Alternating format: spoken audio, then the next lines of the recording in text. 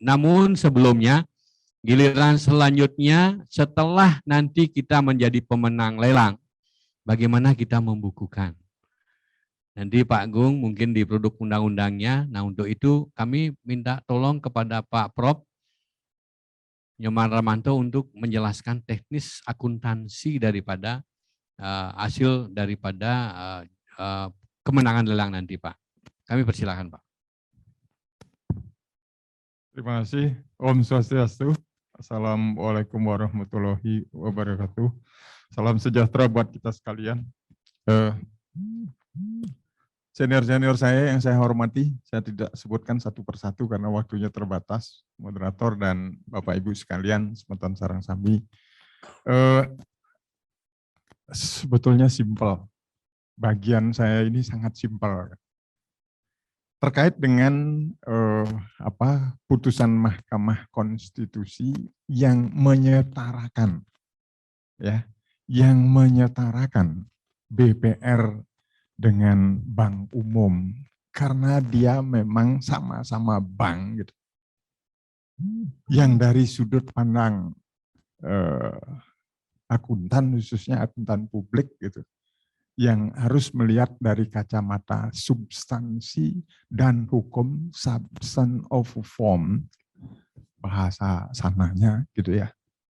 Ini kok dibedakan gitu, secara substansi sebetulnya tidak ada bedanya terkait dengan boleh atau tidaknya sebagai peserta lelang. Sekarang tanpa perlu kita membicarakan atau terlalu banyak melihat spion gitu ya. Kita lihat ke depan, saya sependapat dengan tadi, what the next gitu. Apa yang kita lakukan ke depan? Nah, terkait dengan akuntansinya gitu ya. Kan amar putusannya itu secara substansi BPR boleh sebagai peserta lelang sebagaimana yang dibolehkan kepada bank umum. Gitu ya. Dan BPR syariah. Jadi kalau kita ngomong akuntansinya sebetulnya POJK maupun SAK untuk perlakuan akuntansi agunan yang diambil alih atau agunan yang dimenangkan lelangnya oleh BPR itu sendiri sama seperti bank umum, jadi sudah ada. Jadi yang dengan demikian sebetulnya kalau saya ngasih tahu mahasiswa ya lihat SAK yang ngatur bank umum itu udah selesai, sudah boleh pulang gitu kalau mahasiswa. Bapak Ibu sekalian, karena saya memang dikasih waktu lebih dari seharusnya, saya perlu waktu 1 menit aja untuk bilang ya sama gitu kan, berarti SAK-nya gimana, sama gitu. Udah lihat lebih lanjut gitu di SAK bank umum untuk barang yang dilelang karena sudah boleh sekarang menjadi peserta lelang. Itu sebetulnya kesimpulannya. Ya, Bapak Ibu sekalian, yang penting ini yang penting tadi sambil berkelakar tapi benar gitu. Ya, perlakuan akuntansinya sebetulnya kita mesti lihat dari secara substansi dan secara legal. Tetapi yang utama di mata akuntansi, mohon maaf teman-teman yang dari legal, substansi yang lebih penting. Di akuntansi itu dianut apa yang disebut sebagai substance of form, seperti yang saya katakan tadi. Substansi itu lebih penting daripada bentuk-bentuk formal gitu. Yang dengan demikian bila dulu misalnya sebelum diperbolehkan gitu, kita akui atau tidak secara substansi kan udah ada BPR yang menjadi peserta lelang. Entah kemudian secara form, secara hukum disuruh siapalah gitu. Entah karyawan apa-apa ya, kalau karyawan mungkin ada kemungkinan kentara gitu. Ya disuruh familinya karyawan bla bla bla lah. Secara substansi tidak tertutup kemungkinannya itu bisa terjadi. Yang dengan demikian berarti agunan itu Ya, cuman tidak dibukukan kan. Nah, sekarang kita boleh membukukan. Jadi sudut pandang kita adalah pertama substantif. Secara substansi dia adalah merupakan agunan yang diambil alih. Dulu AYDA ya, AYDA dikuasai untuk sementara. Sekarang secara hukum sebagai pemenang lelang juga dikuasai dengan latar belakang hukum yang lebih kuat. Tetapi kan juga untuk sementara. Yang dengan demikian dia sebetulnya masih sama di AYDA kita bukukan. Bisa alternatif pertama dan yang paling baik itu tetap di statusnya AYDA. Tetapi sudah berubah. Tetap dia agunan yang diambil alih itu diakuisisi, dibeli gitu. Kan kita beli itu. Itu tetap dia agunan yang diambil alih. Jadi pada kelompok itu, dan kalau kita bicara nama akunnya adalah akunnya masih tetap di kelompok agunan yang diambil alih. Ada memang alternatif lain. Alternatif lain sebagai aktiva lain-lain. Aktiva lain-lain, aktiva yang dengan demikian dia tidak bisa kita kelompokkan sebagai aktiva lancar, tidak bisa kita kelompokkan sebagai aktiva tetap. Ya. Ingat, aktiva tetap itu adalah aktiva yang memiliki masa manfaat lebih dari satu periode yang dipergunakan untuk menunjang operasional BPR dalam hal ini. AYDA ini kan tidak menunjang operasional walaupun dia dalam bentuk tanah, gedung, atau kendaraan. Dia adalah aktiva lain-lain karena tidak ditujukan untuk menunjang operasional. Yang sekali lagi penguasaannya adalah untuk sementara waktu. Berbeda persoalan seperti yang pernah kita bahas sebelumnya. Waktu pertemuan Perbarindo itu berbeda persoalan kalau agunan yang diambil alih yang kemudian dibeli melalui peserta lelang ini, lalu kemudian dimanfaatkan sebagai fixed asset untuk menunjang. Misalnya katakanlah kalau agunan yang diambil alih yang kemudian kita menang lelang, misalnya satu kantor di misalnya pertokoan gitu di Gianyar gitu misalnya, contohnya kalau BPR Lestari, kemudian dia digunakan sebagai kantor cabang Gianyar, itu udah pindah dia sebagai fixed asset dari AYDA menjadi fixed asset.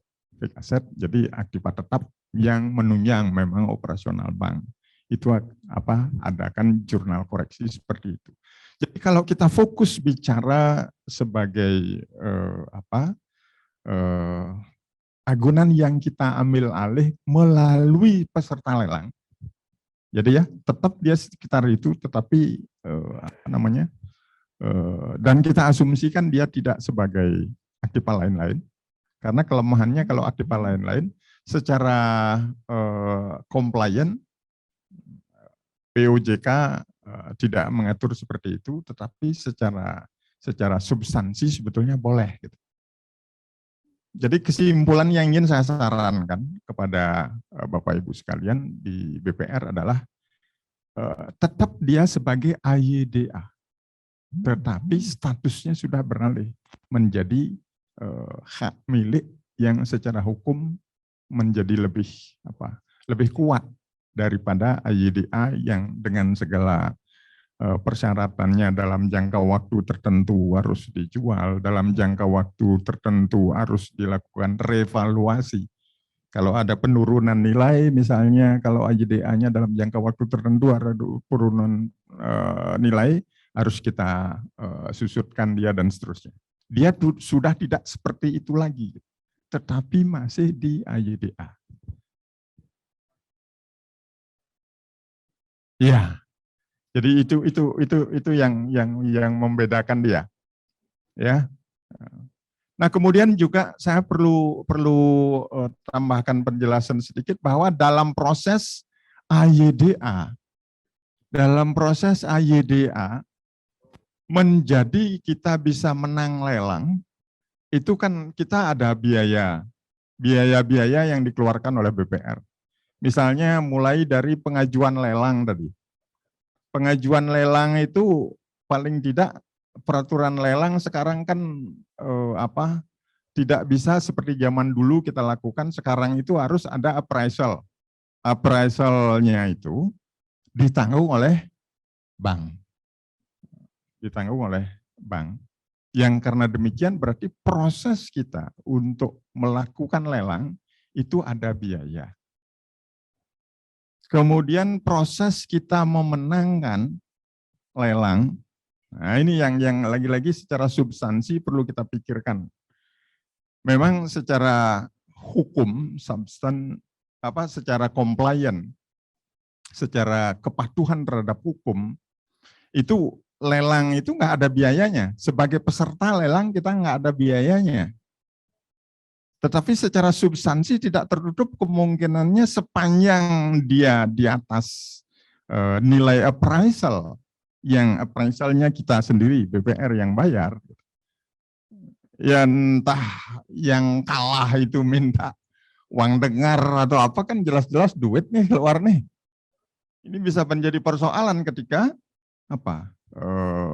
kita di mana kita bukukan ya, kan terutama Bapak kita dari OJK ini kan harus jelas betul nih, ya, enggak boleh biayanya nggak boleh ini, harus memang betul-betul diperlukan dalam rangka memang seperti itu.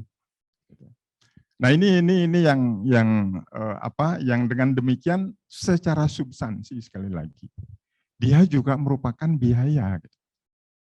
Yang dengan demikian berarti untuk kita bisa menjadi peserta lelang, satu yang sudah pasti adalah berapa harga lelang itu kita bukukan sebagai nilai dari aset yang kita lelang itu sendiri yang merupakan AYDA. Lalu kemudian beserta biaya yang dikeluarkan untuk itu. Ya. Lalu kemudian saat kita melakukan penjualan, di situ baru ada untung ruginya. Jadi tidak boleh kita sebelum terjadi transaksi penjualan atas barang yang kita lelang, itu sebelum terjadi transaksi kepada pihak ketiga lah, katakan pihak eksternal gitu, kita belum bisa membukukan laba apabila terjadi laba atas selisih harga yang kita peroleh dibandingkan dengan cost, dalam arti harga beli plus biaya-biaya yang kita keluarkan. Supaya jangan nanti kita belum terjadi transaksi apa-apa, sudah kita melakukan laba misalnya, harga nilainya sekian, kemudian di AYDA kan kita turunkan nilai dan lain sebagainya. Itu kita tidak boleh membukukan dia sebagai laba sebelum secara real dalam bentuk cash, karena jurnalnya pada saat kita menjual gitu, debit kas gitu. Setelah itu baru kita menghitung biaya-biaya yang pernah kita keluarkan, baik itu yang namanya biaya cash maupun yang non cash dalam bentuk misalnya kaitannya dengan cadangan penghapusan piutang ragu-ragu, BPAP, itu baru terakhir kita bukukan. Jadi secara umum saya rasa itu. Kemudian secara khusus ini bagi BPR Lestari nih, kalau ngomong auditornya saya boleh Pak, tetapi ngomong angkanya saya enggak boleh bilang angkanya BPR Lestari di depan umum sebagai auditor. Saya kebetulan auditornya BPR Lestari. Jadi ini BPR Lestari tadi saya dengar, dan saya yakini juga secara substansi pasti perlu biaya lah ini. Perlu biaya untuk memperjuangkan seluruh BPR di seluruh Indonesia agar bisa memperoleh kesetaraan hak, gitu kan. Berarti kan mengeluarkan biaya, Pak. Ini terang-terangan ngaku tadi beliau, fee-nya beliau ada. Gitu. Dibukukan di mana? Istilah saya ini Pak senior saya Pak Wiraguna Bagosoko bilang CSR. Gitu. Betul, corporate social responsibility yang kalau dilihat dari investasi itu PMA, Pak. Bukan penanaman modal asing, penanaman modal akhirat, Pak. PMA juga tuh. Ya, penanaman modal akhirat yang sebetulnya kalau dia corporate social responsibility bisa dibiayakan. Dan seharusnya itu bisa dibiayakan, tetapi sebagai corporate social responsibility, karena tidak ada secara langsung korelasinya terhadap perolehan pendapatan oleh BPR Lestari, tetapi ini merupakan tanggung jawab sosial, corporate social responsibility bagi perusahaan. Jadi alternatif lain bisa dalam bentuk dividend policy. Kalau ada pembagian dividen, dia tidak dibiayakan, tetapi dianggap sebagai dividen policy itu membagikan dividen, tetapi tidak kepada pemegang saham, tetapi disumbangkan untuk BPR seluruh Indonesia. Tetapi tidak boleh dikapitalisasi, Pak. Jadi misalnya kita biayakan sekian, dia sebagai aktiva lain-lain, biaya yang ditunda, karena prinsipnya nggak boleh ditunda. Dan saya yakin, kenapa ini saya sampaikan, karena saya yakin jumlahnya tidak sedikit lah untuk memperjuangkan kesetaraan itu. Saya rasa demikian, Pak. Baik, terima kasih Pak Brom, luar biasa. Beliau memberikan penjelasan semakin detail, cuman yang namanya akuntansi Pak tetap bingung. Adakah kemungkinan kita boleh berkomunikasi, Pak, sebagaimana Pak Sari? Jadi kalau diizinkan nomor telepon berapa yang kami bisa telepon, atau teman-teman di sana, Pak, dan di sini juga di WA, Pak. Ya, jadi itu, Pak. Jadi kalau boleh seperti itu, kami yakin Bapak akan semakin laris, Pak. Bapak, jadi kami sampaikan quick couponnya Pak Madis. Bisa. Jadi ini kewajiban sosial saya. Baik, sebagai Pak. Ya. Orang. Terima kasih Bapak Ibu, tepuk tangan ya. Nggak perlu ngitung fee lah. Jadi itu Bapak Ibu semua, peserta webinar semua. Jadi nanti bisa dihubungi beliau kapan saja, kecuali nanti kalau teleponnya tidak diangkat, tolong jangan jemu-jemu nelpon lagi. Bisa saja beliau lagi sibuk uji, bisa juga beliau lagi sibuk dalam kamar. Ngajar atau belajar kan kita juga tidak tahu izin Pak ya. Jadi biar tidak terlalu tegang. Pak Sari, saya laporkan quick account Bapak sudah nambah di 131 Pak. Tepuk tangan ya Bapak Ibu ya. Jadi laris sekali Pak Madisari. Ini juga ada peserta dari luar Bali Pak. Bertanya, Pak saya boleh gabung enggak dengan Sarilo Office? Boleh Pak, izin Pak. Saya boleh ya Pak, jawab ya Pak ya. Boleh, dari BPR Pinang Arta, dari siapa lagi? Ini banyak yang mau gabung Pak kalau diizinkan.